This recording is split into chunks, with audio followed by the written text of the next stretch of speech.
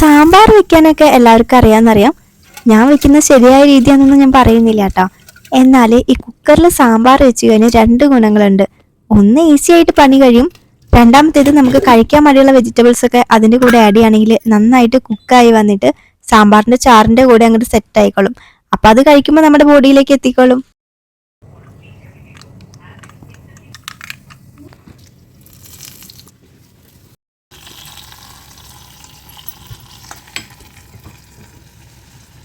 സാമ്പാർ എങ്ങനെ വെക്കാന്നൊക്കെ എല്ലാവർക്കും അറിയാമെന്നറിയാം. അതുകൊണ്ട് ഞാൻ അതിൽ ആഡ് ചെയ്യുന്നില്ല.